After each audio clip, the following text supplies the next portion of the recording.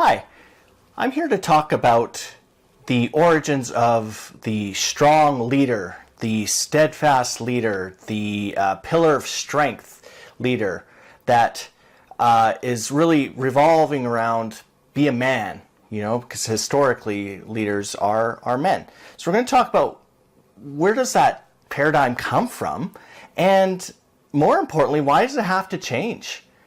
Because it really, really does. So keeping in mind that I'm not an ologist of any kind, sociologist, psychologist, so on and so forth, these are my observations around what the notion of being a man and being a strong leader look like.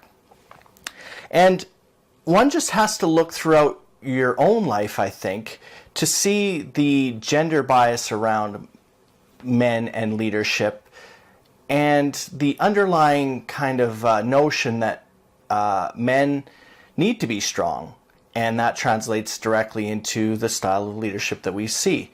So we'll see things like, don't cry, men don't cry, suck it up, buttercup. Really not a lot of support when it comes to expressing emotions or opinions, for that matter.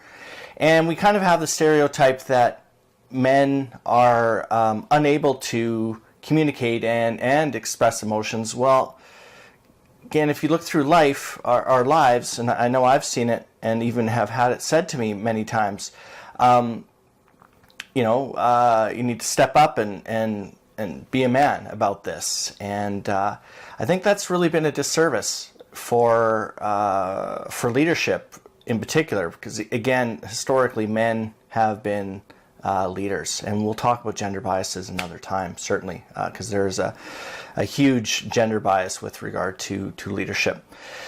So we have that notion of being a man. What does that look like? And let's translate that into be a strong leader.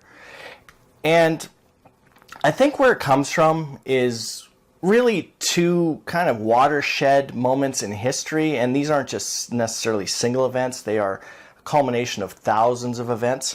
One might be, for example, the Great Depression. And my granddad was and granddads, they were out raised in that environment where literally survival was a factor. The man went out, worked, hard labor typically, so it certainly wasn't banging away on a computer or, oh my gosh, I need to sell my stocks, whatever that is. That was actually physically working at a job, whether it be a factory or you name it. The man would come home, he had been working all day, exhausted, cranky likely, and the last thing that anybody wanted to do was really interrupt him or upset him, because the next day, first thing in the morning, he would be out working again and literally just trying to put food on the table, and that's literally the case. So the Great Depression was probably one of those key historical defining moments in terms of what it's like and to be a man and by association be a strong leader. Another important historical context for us to talk about is the two world wars, World War I and World War II. Similarly, as the Great Depression,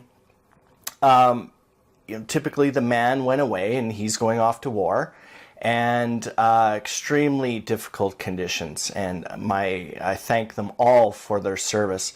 And when they returned home, obviously what we define now as PTSD, they called shell shock, for example, really, really had a large impact on families and what it meant to be a man. So again, that's that paradigm. That's what we would look to when we define what that strong leader looks like. The beachhead and the leader standing up and waving his hand and telling everyone to move forward. That was noble, that was brave. But that comes at a cost.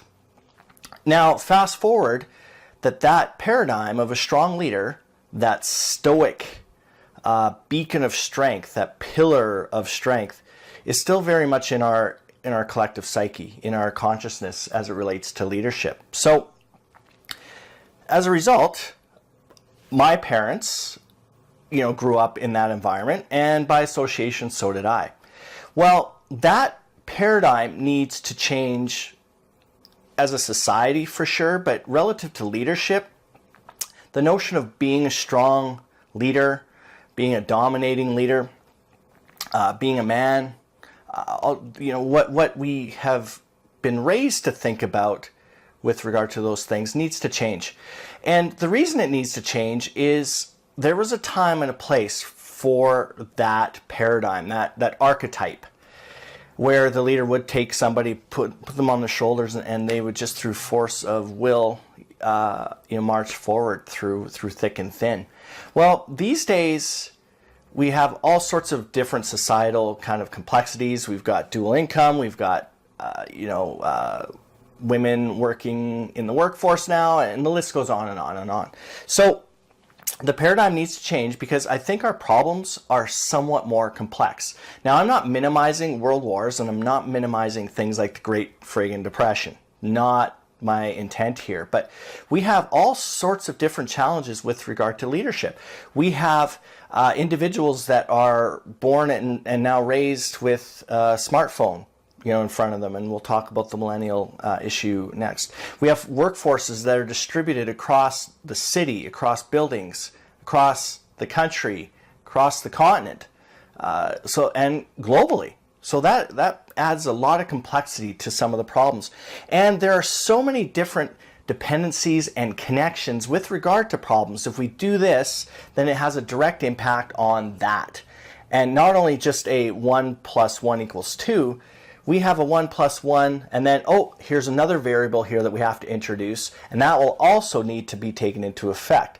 So the variables that are our leadership environment are extremely complex, and as a result, that direct hammer approach of leadership needs to change.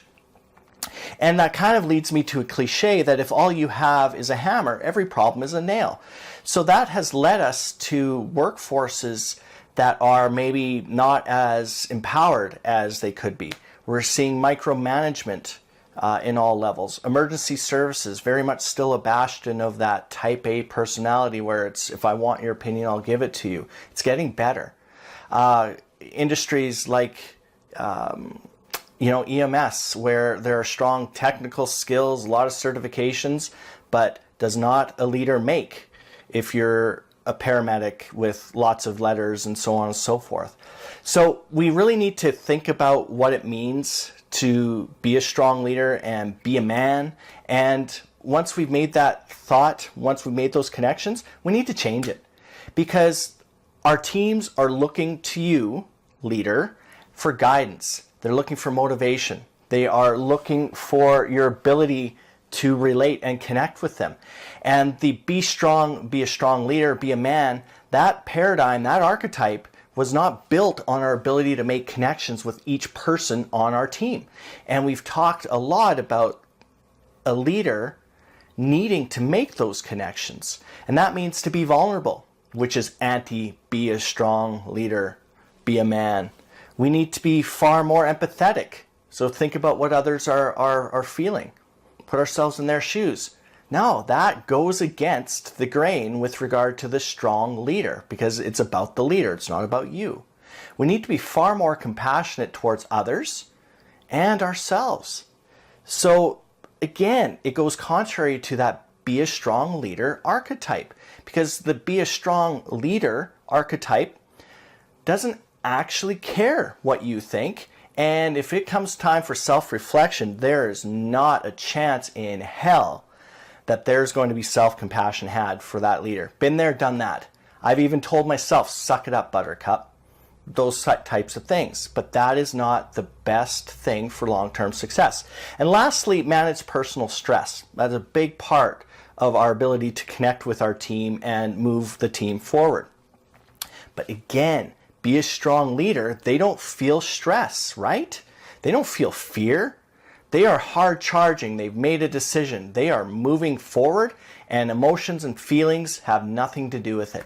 Well, again, that served us so well in the Great Depression, served us really well in world wars.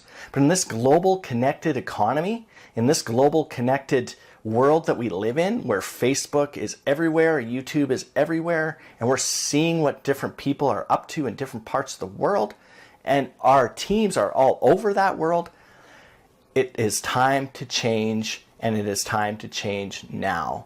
If we want to drive true success through our teams, we need to connect with the individuals on those teams, and we need to really think about what it means to be a leader. And the paradigm, that archetype, that stereotype of being a strong leader, be a man, that's got to go. That's got to go. So we'll continue to talk about that, because once we take that away, it needs to be replaced with a few other things. So thank you for watching.